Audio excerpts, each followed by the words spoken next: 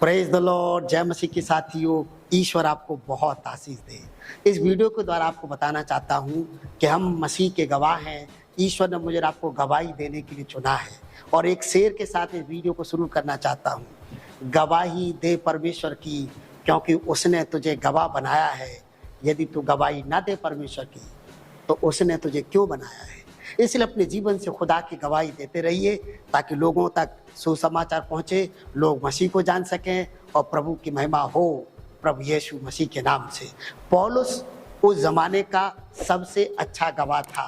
पौलुस बहुत बेहतरीन गवाही देता था प्रभु यीशु के विषय में। और पौलुस ने एक दिन कचहरी में, एक दिन न्यायालय में, कोर्ट में उसने अपनी गवाही दी। किसके सामने? अग्रिप्पा के सामने। प्रेरितों काम 26 अध्याय 28 आयत में राजा कहता है, हे पौलुस, क्या तू मुझे थोड़े से प्रचार से, थोड़े से समझा देने से ही मसीही बना देना चाहता है? आप कल्पना करिए कि पौलुस ने थोड़ा सा ही प्रचार किया या थोड़ी ही गवाही दी और थोड़ी सी गवाही से ही राजा अग्रिप्पा हिल गया था। उसको लगा कि ये तो मुझे मसीह बना देगा, मैं और ज़्यादा सुनूंगा तो मैं मसीह हो जाऊंगा। और कहता है कि तू मुझे थोड़े से प्रचार से ही मसीह बनाना चाहता है। पौलुस थोड़ी देर बोलने से ही ऐसा बोलता था कि लोग उसके प्रचार से, लोग उसकी गवाही से प्रभावित हो जाते थे। इसलिए मैं आपको प्रेरित करना चाहता हूँ, आप अपने जीवन की गवाही देते रहिए, जीवित खुदा की गवाही देते रहिए, बताते रहिए कि खुदा ने आपके जीवन में कैसे बड़े बड़े काम किए हैं। और जब आप ऐसा करेंगे आपका जीवन धन्य हो जाएगा। आपके जीवन बहुतों के लिए आशीष, उद्धार, चंगाई, छुटकारे का कारण हो जाएगा। आप अपने जीवन का सदुपयोग करिए, आप मसीह में आने का सदुपयोग करिए, मसीह के विषय में गवाही देना शुरू करिए कि उसने मुझे आपको गवाह बनाया है प्रभु यीशु मसीह के नाम से। और मत्ती की पुस्तक 8 अध्याय 4 आयत में एक कोढ़ी को प्रभु यीशु मसीह चंगा करते हैं और वो चंगा हो जाता है। चंगा हो जाने के बाद वो प्रभु यीशु से मिलता है और यीशु ने उसे कहा, ये बात किसी से मत कहना, तू जाकर अपने आप को याजक को दिखा, परमेश्वर के दास को दिखा, और जो चढ़ावा मूसा ने कहा है, मूसा ने बोला है, उस चढ़ावे को अपनी गवाही के बदले में परमेश्वर भवन में चढ़ा दे, ताकि ये गवाही हो कि परमेश्वर ने तेरे साथ क्या किया है, परमेश्वर ने जो चमत्कार तेरे साथ किया है। इस बात की गवाही होने के लिए तू परमेश्वर के घर जा, तू परमेश्वर के घर में जाकर के दान दे दे और ये बता कि मैं क्यों दान दे रहा हूँ, ये बता कि मैं क्यों चढ़ावा चढ़ा रहा हूँ, क्योंकि यीशु ने मुझे चंगा कर दिया है। आजकल मैं देखता हूँ कलीसियाओं में बड़े बड़े चमत्कार हो रहे हैं, बड़ी बड़ी बीमारियों से लोग निजात पा रहे हैं। लोगों ने कल्पना भी नहीं की ऐसे ऐसे चमत्कार हो रहे हैं, लेकिन उस चमत्कार के बाद में लोग परमेश्वर के लिए कुछ भी नहीं करना चाहते हैं। वे गवाही भी देते हैं तो सिर्फ गवाही देते हैं, लेकिन चढ़ावे जैसा काम कुछ नहीं करते, दान जैसा देने का काम कुछ नहीं करते, परमेश्वर के भक्तों का सम्मान कुछ नहीं करते। इसीलिए मैं कहना चाह रहा हूँ, गवाही, सच्ची गवाही ये है कि उस गवाही के बदले में आप परमेश्वर को खुश दें। परमेश्वर ने तो आपको वो दे दिया है जो आपको संसार नहीं दे सकता था। जो चंगाई आपने डॉक्टरों से हासिल करने की कोशिश की होगी, डॉक्टर आपको नहीं दे पाए, वो चंगाई खुदा ने दी।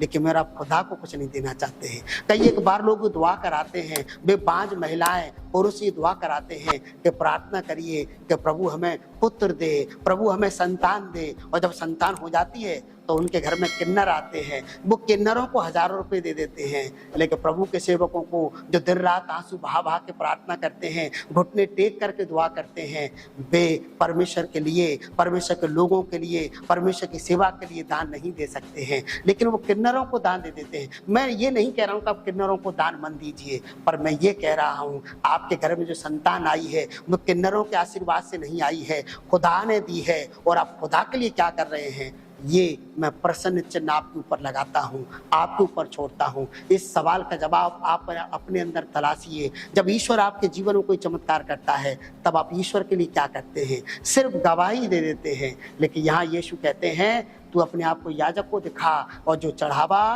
परमेश्वर के दास मूसा ने ठहराया वो चढ़ावा चढ़ा, ताकि ये गवाही हो। गवाही को पुष्टि करने के लिए आप चढ़ावा चढ़ाना है। आपके जीवन में जो परमेश्वर ने चमत्कार किए हैं, उस चमत्कार की पुष्टि के लिए, उसको और भारी बनाने के लिए आप परमेश्वर भवन में दान दे दीजिए, ताकि गवाही हो सके, कलीसिया जान सके कि सच में आपके जीवन में बड़ा चमत्कार हुआ है। इसीलिए आप को चढ़ावा लेके आए हैं, इसलिए आप कुछ गिफ्ट लेकर के आए हैं, इसलिए आप कुछ भवन के लिए कर रहे हैं, इसलिए आप कुछ परमेश्वर की सेवा के लिए कर रहे हैं, इसलिए आप कुछ परमेश्वर के सेवकों को दे रहे हैं, क्योंकि ईश्वर ने आपके जीवन में बड़ा काम किया है।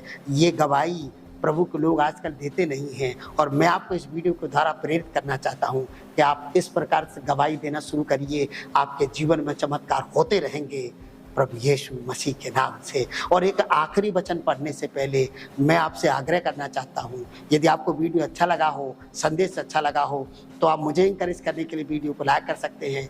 हमारे चैनल पर पहली बार हैं तो ज़रूर आप हमें सपोर्ट करें, हमारे चैनल को सब्सक्राइब कर लें, बेल आइकन ज़रूर दबाएं ताकि आने वाले संदेश की नोटिफिकेशन आपके मोबाइल पर आपको मिलती रहे।